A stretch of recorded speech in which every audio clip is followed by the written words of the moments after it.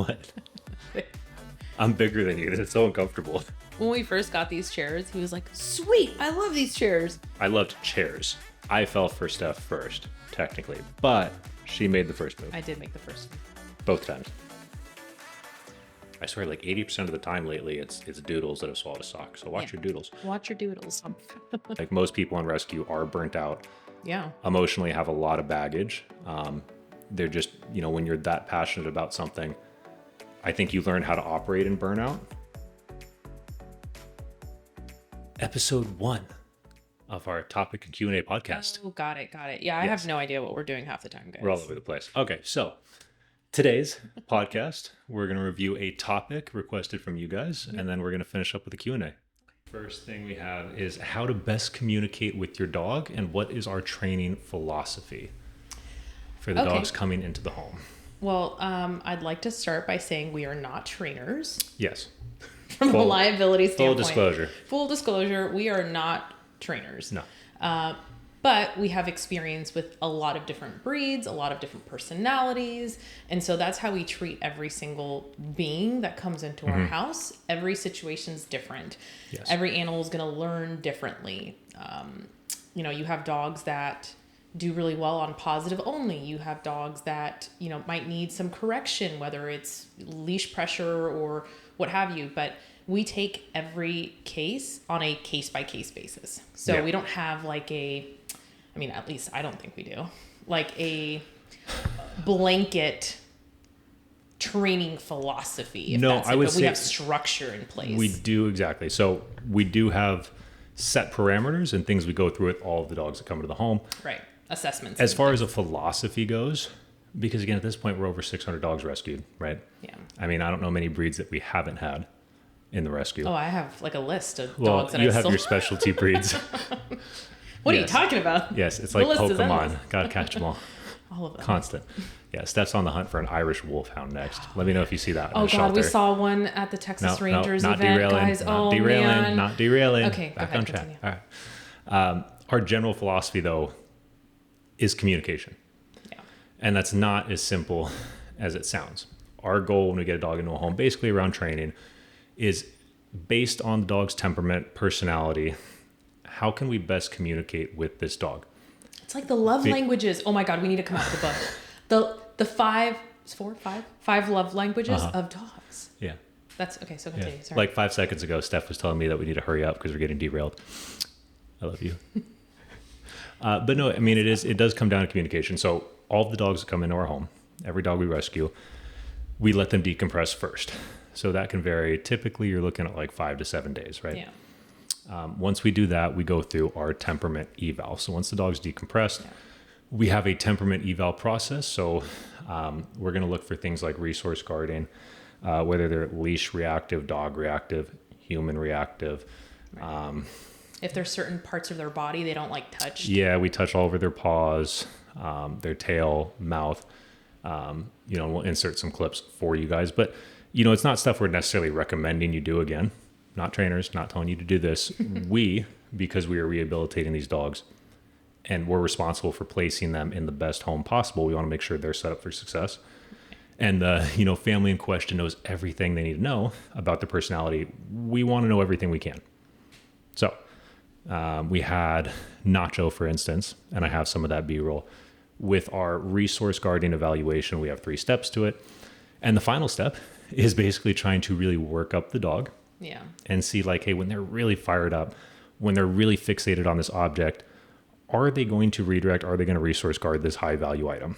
A snap. Let's see if I take it. Nothing yet. So I'm going to instigate a little more. Again, I don't recommend doing this. We just want to know exactly how far we can push and if she is going to snap, because that dictates whether she goes into a home with kids. So continuing to kind of get her riled up here. And then you'll see right here, I'm actually going to zoom in. We'll touch her first. Super stiff. I show her body. And then you're going to see I zoom into her paw here because she's also going to corner that toy. And at this point, I know she's going to snap in 3, 2, 1. Right. Same thing when we're playing with their ears and their mouth and their tail at first. It's very gentle, just seeing, okay, do we have sensitive spots? Do we have spots we don't like touched for whatever reason? And the final phase of that is basically I'm acting like a toddler would, where it's like, hey, I'm going to come up and grab your tail because I want to know if you can be in a home with kids, because it doesn't matter how good the parents are. if you have toddlers in the house, they can't be trusted.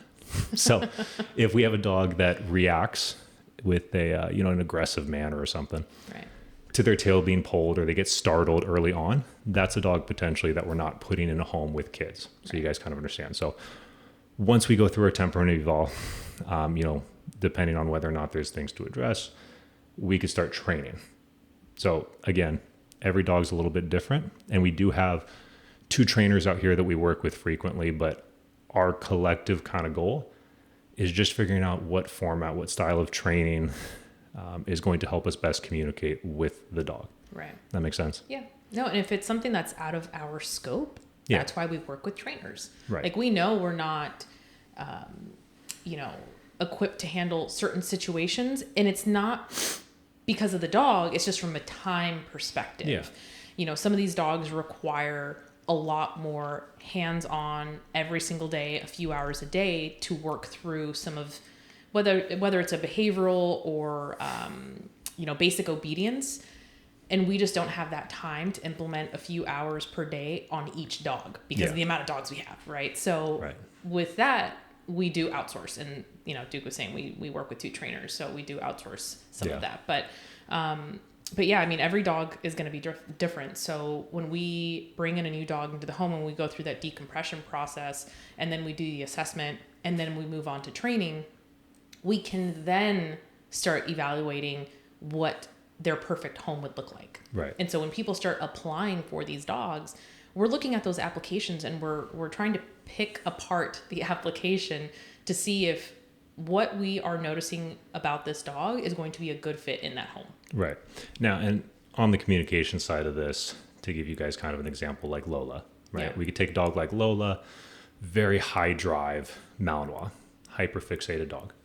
And we could use Lucy for the low end, who was probably the lowest drive, lowest motivation German Shepherd Mal I've ever seen in my life. So when we're trying to communicate with these 2, because really basic obedience was the only real focus. Like Lucy, very well-tempered dog. Lola, very well-tempered dog. Both good with other dogs, proper intros, no resource guarding issues, just straightforward training, which is more applicable to our audience, right? So we identified that Lola had extremely high drive and was hyperfixated. So we implement what when we do our training? Oh, with her? Yeah. Like what items, high value? Yeah. Oh, I mean, her ball. Right. Yeah. So we use her ball. Yeah. So again, people get a little worried about using toys and stuff when you're training. Like, it's okay to make training fun. Right. With Lola, she is hyper fixated on her ball. That is her universal singular focus. So we use that when we do our stop and start drills. Right. When we're doing even basic impulse stuff. Control. That's what I was thinking. Impulse control, we can get that too. But, for your average person that's, again, trying to figure out how to best communicate with their dog, using that high value item for Lola was the best way to go about it. Yeah, she'll do anything for that. Because she was hyper fixated, right? She's very smart breed. She understood, like, okay, I need a sit, right? Dad's hand goes up. I cannot leave this sit. If she does early, then I'm walking her back into that sit. And being high drive, you have a little more wiggle room to correct her early, right? Because she can pick up on that. So that was kind of the basis for all of our training, like our sit work, our heel work, even like leash corrections, redirects to an extent. I could have that ball with me as we start to work, and she's so fixated on it. It's that singular focus. Like, that basically is my hand signals, right? So we come up into a sit, we go down, wait, recall. Like, that ball was the focus to help her. Right. Lucy, being extremely low drive, was one of those things where we had to find some kind of high value item, which was really, really difficult. But with Lucy, it was affection. I would say, but even with that, it came down to affection is what we figured out was really her driving force. So with her, and we'll insert some B-roll at the stop start drill, because that's kind of the basis. We use stop start a lot because it teaches your dog sit. It teaches them wait or place, however you want to call it. And it teaches them recall. It sounds really basic, but if your dog has a really good understanding of sit, wait, recall, like, you're going to have a really well-behaved dog. Right.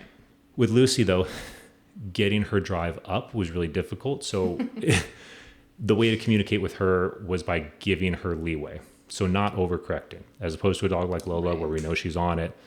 And it's like, hey, I have you in a wait and you're braking. Like, we're going to restart that. Right. Like, you understand you don't get this until we get into it. Lucy, it was a lot of her breaking early because she's excited to come get love or that high value item, and letting her, I guess, kind of auto regulate. You know what I mean? Like, it was okay if she broke early, and body language would always be welcoming and like encouraging because she's feeding off of that. Whereas Lola's feeding off of the ball, the item.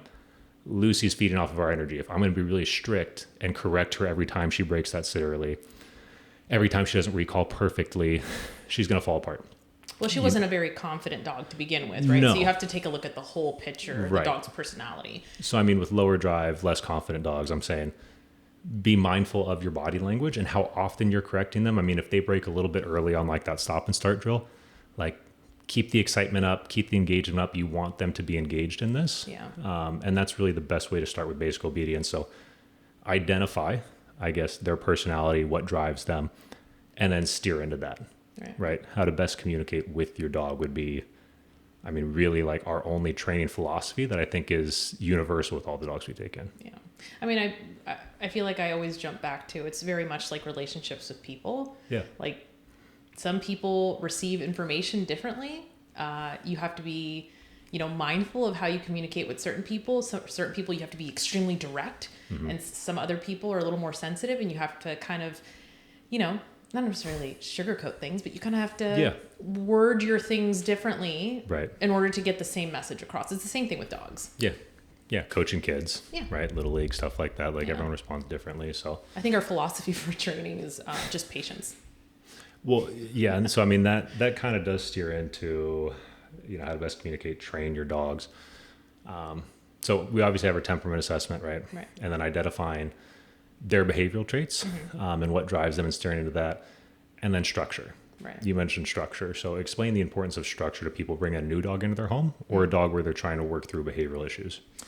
So structure gives a dog confidence over time because they understand that they're in a routine. Right. It's depending on their past, they might have come from a very uncertain day-to-day life where they didn't know if they were going to be allowed inside the house. They didn't know if they were going to get fed that day. They didn't know if they were going to see their human at all. So depending on the dog's past, they can have, insecurities around uncertainty. Right.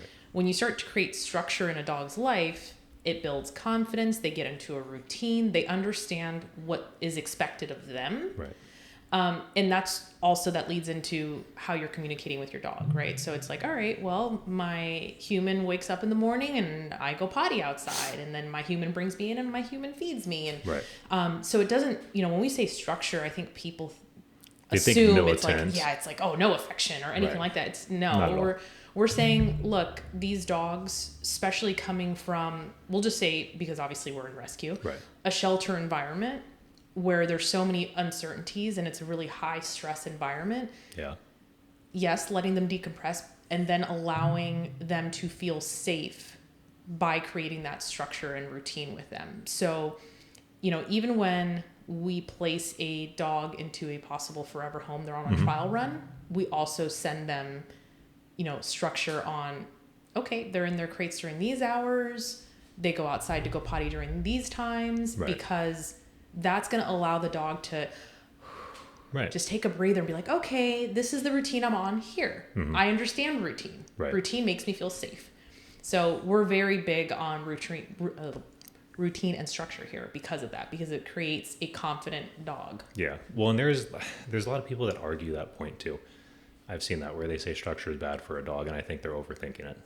Again, I think it comes down to like this militant idea where you're forcing your dog to do these things and you're not showing them any love, and it's very boot camp like. That's not at all what implementing structure means. It's no different than a kid. I mean, like if you have a young kid, I know some people hate the kid dog comparison, but there are parallels. Them having a routine, them having structure does help. Yeah. It makes a massive difference, not just in their confidence, but in their efficiency, their day-to-day life. So like you said, when you have a dog where you're trying to work through things or bringing them in your home and they're new, when they know what to expect every day, that's going to build up their confidence. Right. And I mean, it could be something as simple as like a 10-minute walk every morning, where you're going on the same route, same thing, working on the same things. I think it really does go a long way. And every single dog we've taken in, like there's been no exceptions. Like there is structure, especially off the bat. And there's things you can ease up on a little bit. Yeah. Well, it's also, setting small goals for the dog. I'll use a puppy, for example. Once a puppy's, fully vetted and able to go out into the world and explore, you want to start leash work. First of all, you want to start leash work in the house, right? So they're not flailing and going nuts their first time that they're out in public, and they're when you able have a good to tip for that too, you want to share that? For in the house with puppies when they the can't be carabiner? outside? Yeah. Well, I mean, introducing a leash and collar to a puppy, it can be really traumatic for them. It's the first time they have something around their neck. And, puppies love to follow humans around everywhere. So typically I tell adopters or even fosters, put that slip lead on and put a carabiner and loop it up to your belt. Belt loop. Yeah, your belt loop. And just that puppy's going to follow you around, and it's going to be a natural thing, as opposed to throwing a leash on a puppy and then going out to the real scary world where there's bicycles and motorcycles and trash trucks and sounds. And then the puppy's freaking out and, oh my God, there's something around my neck. Right. But what we tell, adopters or fosters, once a dog is fully vetted and able to, go out into the world, don't expect to go out for a mile run the first time that you put a leash on a dog. Go down the driveway and back. That's it. Yeah. Next day, go one house over and then come back. And it's small little steps where the dog is going to be looking forward to this adventure with you. And it's not stressful the first time around, because if the first experience they have of going out on a walk is, they made it a quarter of a mile down the road and this scary loud noise happened and now they've pancaked down and you have to carry them back home. The next time you pull that leash out, the dog's going to be like, yep, they're going to start to associate with that. That world is scary. I'd rather be here with you. Well, and that's a big part of structure too, is your limiting variables. Right. Right. We just took Shadow on a field trip, and Shadow has a little bit of stranger danger. He's been through a lot. But being out in the real world, we went to Home Depot, very controlled environment for the most part that is still in public. And we actually had somebody ask if they could pet him. We said no, politely, and they took it well. But that's because, again, it's having that structure for Shadow where we're doing a few field trips and he's out in the real world in public, and he understands that he's safe. Right. He understands that he can be in public and people are not going to invade his space. He doesn't have to meet strangers. There's not random people coming up and grabbing him. Yeah. So it's that structure and repetition, right? Of good experiences. Going out in public and having good experiences, and dogs can build on that. Right. Yeah, I mean, I think that's massively important because, yes, if you're going to push the envelope early, we have extremes, dog from hoarder situations and stuff like that, where literally it could be 3 weeks. We just had a foster who went through this with Ginny, who was from a hoarder house case and terrified of the outside world, where it was, 3 weeks or a month, where the goal was literally taking Ginny to the mailbox and back. Yep. And it was 3 weeks in a month, the biggest thing ever because she finally did it. She made it to the mailbox and back and she didn't cower. And that's an extreme end, right? But for a lot of people to just understand building on good experiences is a big part of it. And when you have structure in place, routine, you can control variables to some extent, right? And controlling variables is always a good thing, I think. Yeah, absolutely. Q&A. Q&A. How to integrate a new foster or adopted pup into your pack. I have 5 dogs. I work from home, have plenty of energy. I also have Phoebe and Titus that are a bit territorial and cause me to be scared about potentially bringing a new dog into my home. Ooh. So protocol for introing a new dog. Well, let's address without the territorial dog first, just for general public people that want to integrate a new dog, because it still is similar protocol. Right. So, what we do here, and this might work for some of you and might not work, for other people, but these are the rules, and there's always exceptions to the rule. Correct. But they're not the rules, they're the exceptions. So again, letting that dog, giving that new dog that you're bringing in time to decompress. You don't want to do an intro when a dog is super anxious or scared, because they're going to have a bad experience. Everyone's going to have a bad experience. Everyone wants to rush and have all their dogs get along the first day. Right. That's not the play. Right. So allowing that dog a few days to decompress. I would place a crate in a separate room. That way your dogs can't run up to the crate and scare the dog. Right. And your dogs are going to be able to smell that there's another dog in the house. So that's going to be their first form of contact is, okay, I smell another dog here. What's going on? And just for safety measures, and maybe we're just, we're a little crazy when it comes to being safe and keeping people safe. Place a baby gate at the door. Yeah. That way, for whatever reason, if you open that door and one of your dogs is hanging out by the door, they can't bum rush the room. But I would give the new dog, a few days, and then I would start doing some pack walks. Yep. So you obviously need a second person for this, which might be a little bit difficult for certain people, but, getting a friend, someone that you trust, or maybe a trainer that you've worked with to do the initial pack walk with you.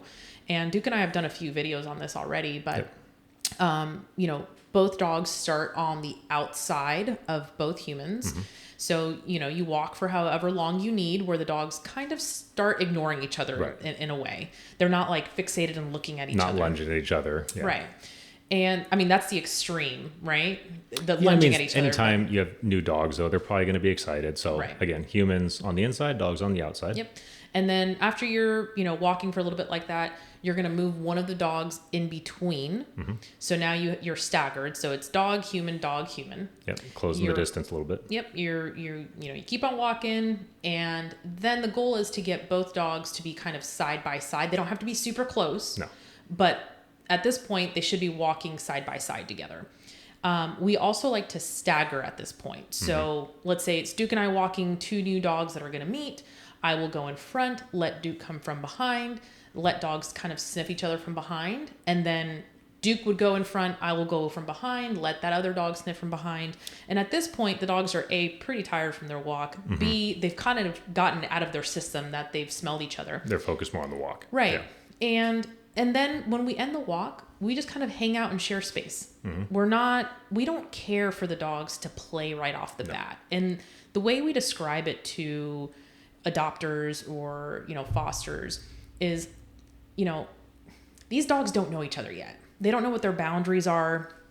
And sure, there are some, wonderful cases where the dogs hit it off and everyone's playing and everyone's respectful and great.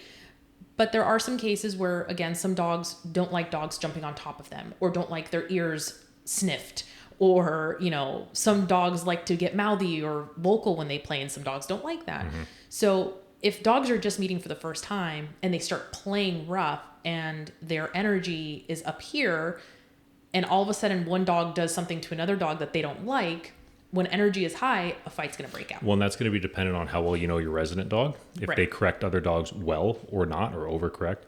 But also, if you're bringing a new dog into the home, you probably don't have a super strong relationship with that dog.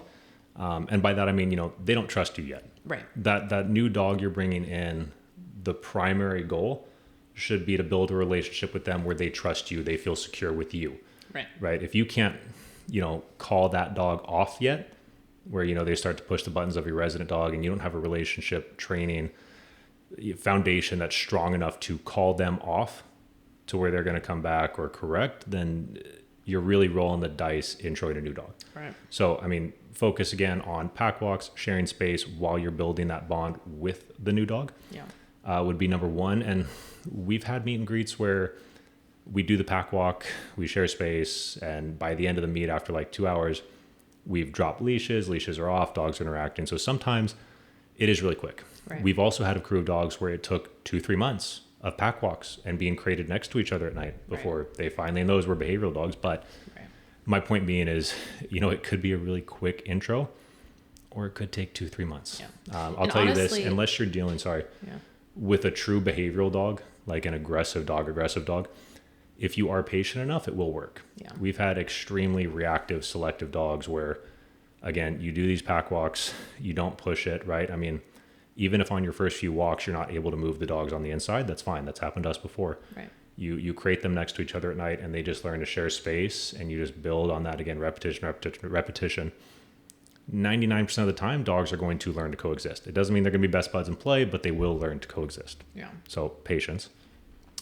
Well, and I don't know how you feel about this, but I feel like we always start with the more dominant dog in the house. Yeah. Like it's going to do good if you start with the super docile, submissive dogs, and you have 5 dogs all together, is what she mentioned. Yep. Is if you start with the submissive, docile dogs, and the first 3 are getting along fine, and then the last 2 are like absolutely not. Right. If you're bringing in another dog to foster, you also have to be okay to keep dogs separated. Yes. That's that's the one thing that rescues ask all fosters to do. Most rescues, I'll say. Are you able to keep dogs separated? Yeah. Because you are, essentially bringing another dog into the home. Things can happen. And a lot of fosters, get upset, rightfully so. I understand, if dogs are not getting along and it's adding another thing to your plate to have to rotate a dog out. I mean, dude, it's not for everyone. No. We've said that a lot, but don't say you can't do it. It's okay totally to not fine. want to do it. Right. But when people say I can't do that, that's a lie. Can't is the most overused word in the English language. That's true. We rotate 30 plus dogs literally every single day. I think people assume all the dogs get along. No, we rotate literally all day. So you can do it. Choosing not to is okay. Right. If you don't want that inconvenience in your life, that is okay. I don't judge anybody for that, but don't say I can't. Yeah, you can separate one dog. It's not difficult. Well, I think when people say I just don't have the room to keep dogs separated, I was like, do you have 42 inches? Because that's how big a crate is. Yeah. Like that's all you need is 42 inches in your house to crate a dog and keep them separated from your resident dog. But yeah, it's an inconvenience for most people. Okay, so let's wrap. I mean, okay, we'll dive into, because that's going to take a little bit longer. I want to get through a lot of these questions. Okay. The territorial part later, Okay. Because that's a longer protocol, and we can go into that because we've been dealing with that recently. Okay. Actually, how do you keep from burning out going nonstop the way you guys do? Sorry, what was the question? How do you, No, I got the question. yeah, look, No, we're burnt out. We've been burnt burnt out for 2 years. yeah, this question's tough. Look, again, this is one of those things. I don't recommend anyone do rescue. That's why it's always hard when people reach out asking. Advice. I tell you to find a good local rescue, and work with them, because that's going to dictate how you want to run your rescue. If most people spend a day with us, they would realize that they don't want to do what we do. Yeah. Because again, Steph and I have addictive personalities. We're very high drive people. And this is obviously something we're very passionate about, but it is mentally and physically exhausting. When you look at the hours we run, the dogs we take in, how many dogs we lose, and then jumping right back in. It's not a healthy thing to do from a physical or mental standpoint. So it's not something I recommend anyone do, which makes it difficult. So, I mean, I always hated that when people say, and a lot of people are going to get upset. Sorry, guys. What is it? You can't help others unless you fill your own cup first. Yeah. Or if you're pouring from an empty cup, you can. And we do, because we've been emptied for years. I mean, you think about it. Look, God, Steph and I have had one break in the last 3.5 years. We just took our first break to Sedona, and we've been personally fostering 30 to 40 dogs. We've lost dozens of dogs, being hospice seniors, medical cases. And the truth of it is just you don't give yourself a choice.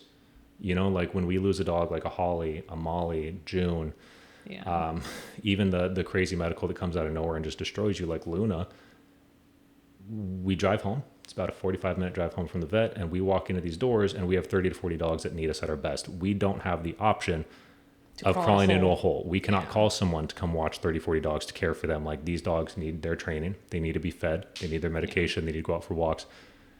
And I think when you put yourself in that spot, it just doesn't give you a choice. It doesn't matter if you're burnt out or not. We love these dogs way too much to drop the ball on them. Yeah. I mean, even on days where, I have a splitting migraine or your stomach's not feeling good. Like, there's no time off. We don't get to go lay down and hang out and feel better. But this is the life that we chose. Yes. And we love this life. And I think there's something to be said too for putting yourself in uncomfortable situations. Yeah. You know what I mean? I think, that's why I did this last prep and the prep before that, because things start to feel really hard, part of it. And in my messed up head, it's okay. If I make myself really uncomfortable, if I can diet, get in that kind of shape and care for these dogs, it's going to be easier when I'm out of it. Mm-hmm. So I think when you get used to putting yourself in uncomfortable situations, they get easier. You get a little mentally stronger with what you can handle. Yeah, you're not well. No, I know. But again, it's not something that's necessarily healthy. Just understand there is no, I guess, avoiding burnout. Most people in rescue are burnt out. Yeah. Emotionally have a lot of baggage. They're just, when you're that passionate about something, I think you learn how to operate in burnout. And then you just slowly climb back up, and then you fall back down, and you keep grinding, and you go through it. And, I think everyone has that one thing that they are so passionate about. Like, you understand you have to operate and burn out. Yeah. Like, that's just, I don't know, like. Well, some people haven't found that passion. No, and there's that, but I purpose. mean, like, we can use an extreme like Kobe. And I guarantee you, Kobe learned how to operate in burnout. Like, most people that have found their passion and are very successful in it learn to operate in burnout and not run on motivation. You know what I mean? It's the same thing with the gym and fitness. When somebody asks, how do you find the motivation to go to the gym every day and to do this? It's not motivation. It's routine and discipline, and you just build up on it. Yeah. I think motivation's a dangerous thing people talk about because it's fickle. Well, motivation's fickle because you are working on gratification. Yes. And in rescue, you don't always get that gratification. So you need to learn to operate when the chips are down. Yeah. Well, and you and I too, that's another thing. And that's something you develop, I think. I think truly it is something that you can develop, is getting used to not having that need for instant gratification. I mean, that's through fitness is the same thing. Dog rescue is the same thing. And as a society, we're so hyper fixated on instant gratification. Right. Everything is instant. Well, and a conversation that Duke and I have a lot is, okay, what does the rescue look like 5 years from now? It's not like, oh, what does the rescue look like next week? It's what's 5 years from now? What do we want to build? And that's like our goal. So it's never, what we can do right now in this second or this day or this week. It's 5 years from now. Yeah. Let's see. Do you guys do macros? Yes. I mean, yes and no. I don't know what my macros are. Yeah. Because I've been doing this for so long. It's just a diet. So Dusty Hanshaw writes out my diet and adjusts it, and we just adjust the food. It's pretty much the same foods all year. You just adjust them. So I think if you're starting out, it's good to track your macros. Yeah. If you do it for like 6 months, a year, 2 years, 3 years, it's just kind of like background noise, autopilot. Right. Like, you just kind of know. But it is good to know, what you're taking in on a daily basis for your goals. So if you want to put on muscle and, put on size, then you're going to have to increase your calories. If you want to, cut down and lean out for yourself, calories for summer, in, for calories whatever. Out, yeah. Yeah. So I think it is important from that sense, is understanding how much you're actually consuming for the goal that you've set yourself. Right. If you don't have a coach, I would say 100%, like, learn to count your macros so you can start to get used to it. And then after a while, it's autopilot, I guess. Let's see. How to successfully crate train an adolescent dog acquired as a stray. So we can just say it's the same thing, just a dog. Okay. Well, if it's just, that one dog and you, it's a little bit different here. Like, when we bring in a new dog, they have to go into a crate. Well, unless they're in quarantine. Right. Where we have a little more wiggle room with the playpen, but yes. Yeah. But if you're bringing in a new dog, I would open up the crate, set it up in the living room or, a common area so that, they can look at it, see it, explore it first, make it super comfortable on the inside, put some, comfy blankets and a dog bed in there. And I would start feeding them in there. I would put their food bowl in there. I would give them their treats in there. And start with small increments of actually closing the door. Because a lot of dogs are totally fine going in and sleeping in there and taking naps. And then once you close the door, it's like, oh, crap, I'm in here. Yeah, it becomes a safe space for a lot of dogs, too. Yeah. I mean, new dogs, stray dogs. Right. No matter where they're at, they start to learn, like, okay, when I'm overstimulated with the new dogs in the house, the kids, the people, whatever, like, I have this safe little space to go to. My little den. Yeah. Yeah. But I would start with small increments. I would go 5 minutes and then let them back out and start there and then build up to however long that you need that dog to be crated for. Now, again, if this is a new dog that you're picking up off the street and you kind of need them to go into a crate because you're going to work and you're going to be gone for 4 hours. Yeah, you don't want them to swallow a sock. Yeah. Guys, the amount of times that Duke and I have been at the emergency room for, other cases, dogs that we've rescued that had to go to the ER, the amount of times that there has been some sort of dog in there that has ingested a sock, mushrooms, hallucinogens. Holy cow, that's a crazy story. Yeah. It's ridiculous. Typically it's doodles, which is wild. I don't know if it's because they're the new dog owner thing and it's new dog owners, but I swear like 80% of the time lately, it's doodles that have swallowed a sock. So watch your doodles. Watch your doodles. But no, the last time I was at the ER, I can't remember who I was even there with, but older couple brought in their pitty. And the pitty was in the son's room and got into a bag of mushrooms and psychedelic The dog was screaming. I actually jumped up out of the chair and like half ran, half jogged to the front because I thought it was a dog that had been shot or hit by a car and I needed to go help. It was just by instinct. And the dog, I mean, like, it looked like a dog that had ate mushrooms. I mean, like, eyes bugged out, screaming. Oh, I'm sure the poor dog was like... And the parents got to the front and they were trying to, like, whisper kind of what was going on. And the receptionist said it, like, what was that? And it was one of those things that were like, it got in my son's room and ate the mushrooms. And, like, everyone in the lobby is like, it did what? Yeah. But this dog was screaming for hours. They did get it under control. But yeah. So, I mean, those are the scary things that people are like, oh, crate training is so cruel. Like, no, exploratory surgery is also $8,000. And getting into a bag of mushrooms is really cruel. Crate training is not cruel. Crate training, again, it provides comfort for the dogs. Yeah. I mean, we've shown clips all the time. The dogs in this house, like, on their back, they love the crate. Yeah. So, but if you're going to, if you have to put the dog in the crate for safety reasons and it's, you're not going to be home and it just needs to go in a crate. If you're going to leave it with bully sticks or anything like that, make sure that you have a bully stick stopper so that they can't swallow the very end of the bully stick. Leave things like Kong toys filled with peanut butter that are frozen. That's all positive association. Yeah. And it's just things that will keep the dog busy and make sure you're not giving those things to the dog outside of the crate. That's an only in crate activity. Yep. But make it a positive thing for them. Cover it, make it super cozy. Never use the crate as a punishment. No.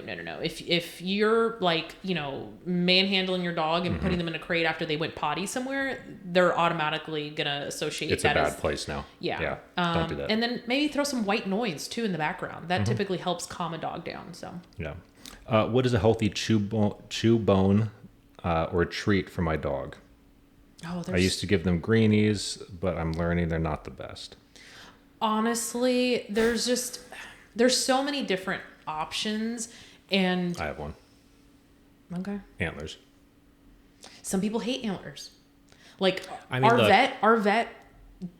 Whenever I say that I give one of our dogs an antler or a bully stick, half-sawed antlers, by the way. She's like, "Oh my god, you're just asking for a dental. We're gonna canines are gonna break." So like. Every person has an issue with like a different take issue type. with Steph's issue and our vet's issue. Well, now, just from the standpoint of this is one of those things I feel like you can go down a rabbit hole where everyone's got a problem with everything these days. Like it's like, hey, grain-free is great for your dogs. Oh my gosh, don't give your dogs grain-free, and it switches every 2 years. Right. That's what I mean. Like, at some point, it's a little out of control. Like, yeah, there's certain things like Iams dog food, right? Like maybe avoid that one. Like there's things that are kind of like, okay, let's avoid that. Let's avoid rawhide. Right. But I mean, dude, like I've had really good luck with the half-sawed antlers. Like depending on the dog, they could last like 3-4 months. The ones I've used them for, like they have great teeth. Yeah. They don't need crazy dental. Like anecdotally, it works. I would say don't overthink that stuff too much. And I know that might not be the most popular thing to say because yes, there's a lot of really bad ingredients in some big dog food brands and treats. I'm not saying to not do your homework, but when you have kind of a list of things that check out and don't have a ton of ingredients, like don't overthink it too much. Yeah. I think it's like paralysis by analysis, right? I think that, the biggest thing to look for on these treats, well, actually two things is list of ingredients. Like Duke said, like, the more natural, the less ingredients, the better. Limiting how many chews or bones they're actually getting because they're actually really calorically dense. Yeah. And also not leaving them unattended where there's like this, 2 or 3 inch piece left at the end. Make sure they're not things that are splintering off. Yeah. Yeah. Because dogs, once they get to that small of a piece, they no longer want to chew it. They want to swallow it. And dogs will choke on stuff like that. So those are the biggest things to look out for when you're looking at dog chews and treats. Which one of you fell for the other first? I guess we're going to cover this on a previous episode of Diaries of Dog Rescue. Yeah. I fell for Steph first, technically, but she made the first move. I did make the first move. Yeah. Both times. Oh, I guess I said that out loud. I was like, wait, hold on. No. So any volunteer opportunities, we don't currently really have volunteer opportunities at the property because we bought this place with our own personal money. The backyard build out, I mean, you guys know this. It's not something that was fundraised or rescue funds. It was our own personal funds. So it's a whole different like set of liability forms that need to come out. We love you guys, but there are crazy people out there. And I mean, you could imagine the stress it would be bringing people we don't really know yet onto the property, and they do something stupid and put themselves in a bad spot with the dog. We lose everything. The dogs lose everything. So we're working on just airtight liability. So one day we can have, when the sanctuary's up too, like more volunteer opportunities. We talked about even doing like after school stuff, because I'd love to have some kind of, I don't know, way to get, like kids with after school programs involved with some of these dogs or special needs dogs, but a lot of liability in the world we live in. Yeah, it's stressful. Definitely. So, I mean, we have all of our meet and greets here at the property, before we go do home checks and stuff like that. So we have adopters over, potential adopters, Amanda, Leify, Caitlin, people we've known for years. But yeah, no real volunteer opportunities at the property level. Yeah. Outside of fostering though, you want to touch on transport real quick? Because we always need transporters. Yeah. Yes and no. For like long trips, we need transporters. Typically, if it's a dog coming out of the shelter, we want to be able to pick up the 100%. Dog. I meant just because, again, from a liability standpoint, we don't know if this dog is behavioral or not. We wouldn't want to put anyone in a situation where they're picking up a dog because of the types of dogs that we do take on that are like extreme medical, and someone gets bit because the dog does not feel well. But the other volunteer opportunity, because we are expanding the program, is the Seniors Rock program, which is we pair a adult to senior dog with a senior citizen who's on fixed income and wants a companion, but doesn't want to burden their family with the responsibility of a dog, or, just needs a community, and, they don't know what would happen to the dog if something happened to them personally, or if they ended up in the hospital. So we are that community for that senior citizen and the dog. So for that, we are expanding the program. We're going to be looking at more dogs that we can place into that program. So from a volunteer standpoint, we would love to get people to pair those volunteers up with the senior citizens in that dog. So you'd be that form of contact for the senior citizen.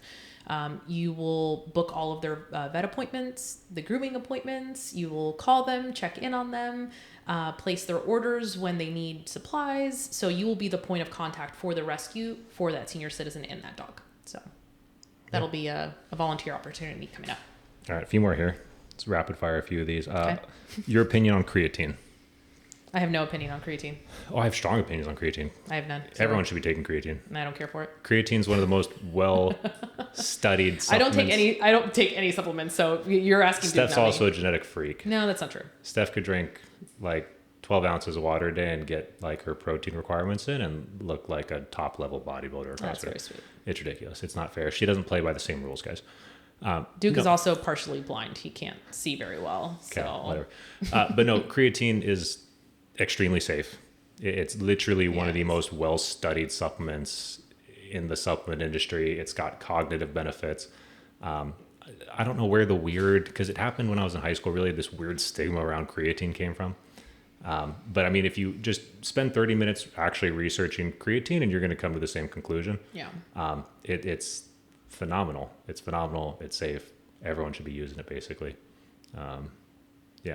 Like creatine's good to go. Okay. Highly recommend it. I will say, don't fall for all the crazy marketing, like the different forms of creatine and loading creatine, and it has to get in your muscle. And this one does 120%.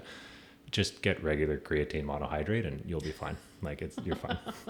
There's a lot of bogus, like, this creatine does this and this one's 200% increase. Right. No, it's not magic, right? It's a supplement. It's supposed to supplement your diet and your training. But yeah, creatine's great.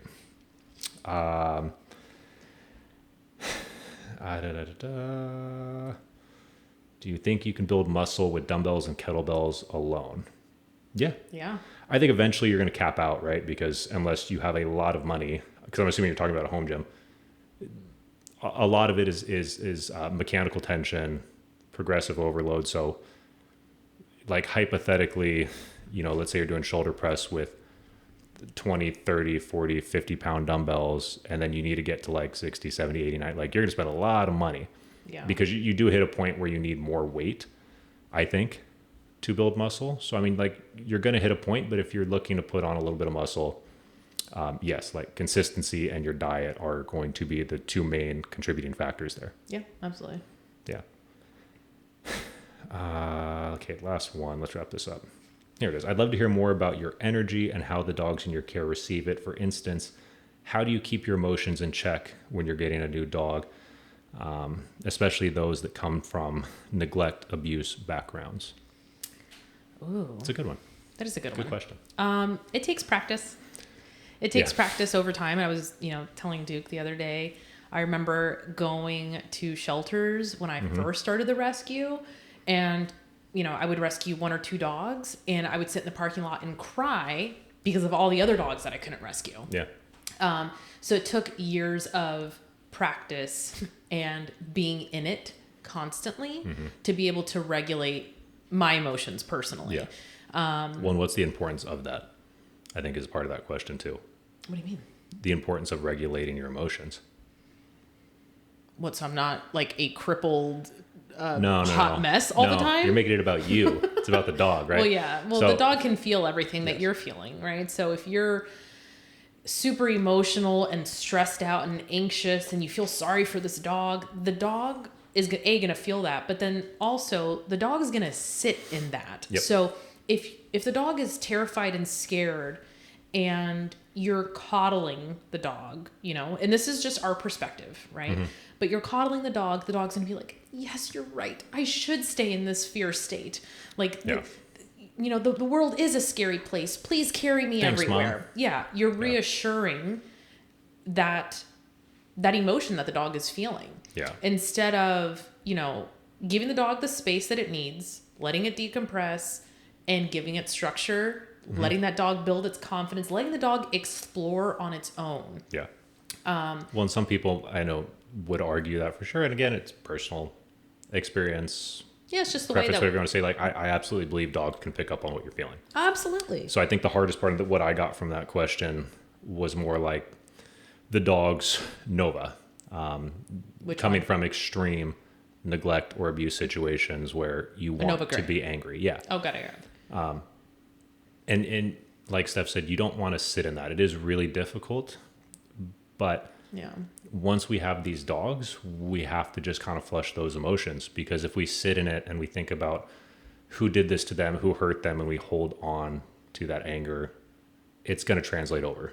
You know what I mean? The dogs don't need that. The dogs are not worried about what happened to them at that point. They're looking forward, and we owe it to them to look forward and focus on healing them, helping them, and rehabilitating them. I think that's a big, big deal when you're in rescue, because it can be really easy to sit in that hate or sit in that sadness. Like when we lose a dog, Right. we walk through those doors and we're miserable and we want to crawl into a hole, but the dogs deserve us at our best. Right. And if we're not at our best, they suffer, and we can't let that happen. So I think, again, repetition, Right. getting used to doing that time and time again, it just starts to become routine. I think, a lot of people that reach out to us and they say like, I want to get into rescue, but I can't foster or, whatever. Understand that this is a circle, right? Everyone is playing their part. Yep. Our part in rescue is to take that dog from the shelter Yep. and rehabilitate it. Our job is not to play John Wick, even though we want to, Yeah. and go put hands on people that hurt these animals. Our job is to rescue them, rehabilitate them, and possibly rehome them. If not, they get to spend their days with us. But everyone plays their part. Fosters play their part. Networkers play their part. Donors. Animal control plays their part. Donors, volunteers at the shelter. Yeah. Everyone, adopters. Just everyone has their role in this big circle of what is rescue. Yeah. And so our job and our role is to rescue, rehabilitate, rehome. Yep. I always And try maybe we saw that dog because a networker was at the shelter that day and did her part or Right. his part. Yeah. Well, I understand the other side of it, because, very rarely, but there's people who get frustrated. Like, you should spend more time going after, like, yeah, I'd love to have the time to do that. I'd also love to, work on world hunger and cures for cancer. Like Right. at some point you do cap out, right? Like, I mean, you look at your list of priorities, like our singular focus is caring for these dogs. We're not taking away from that. Right. And there are people in that sector that are working on those laws. Yeah. So there's, It's a tough battle on all fronts here. So yeah, you pick your lane and do what you can do. But, I think the dogs receive our energy very well, if that's the way you want to phrase it. Yeah. And we just keep getting better the longer we do this. Yeah. It absolutely makes a difference when you bring some of these dogs in. And just leading back to the original topic, you're very, jumping right into structure and routine, and your energy is kind of neutral, right? It's a big thing with athletes too. The mentalists, or whatever the word is, that work with these big sports teams, because they're diving down that rabbit hole, talking about neutral thinking. Yeah. Right. You have a good game, bad game. You get hurt, whatever it may be. You don't let yourself get too high or too low. You try and just remain neutral, because you operate best. You make the soundest decisions when you're using neutral thinking. Okay. So, we're human. There's obviously, we lose a dog. That initial 45-minute roller coaster ride of emotion where we're trying to process things, or we take an abused, neglected dog and we're told, hey, the party responsible for this, we're choosing not to move forward to charges, or, oh, we can't do anything, and we're furious for 45 minutes. But we come through these doors, we get back to the dogs, and it's back to neutral thinking. And I think also what gives us a little bit of, I don't know, happy ending on our end is that revenge tour. Like, okay, well, that's the whole point. It's getting that dog to that place where the dog has overcome what it's been through, and it's finishing its quote unquote revenge tour with a bang, whether it's fully healed, whether it's adopted, whether we're adopting the dog, themselves. But that's the end goal for us, is that revenge tour. So. Revenge tours go. All right. Full send. All right, guys. Well, that is episode 1 of our topic. Oh, that's right. I was like, wait, no, episode this is 1 of our topic and Q&A. Yes, Diaries of Dog Rescue, other story. I'll start to understand pretty soon. Okay. Don't forget, like, comment, share, subscribe, and ring the bell. later, guys. All right, bye.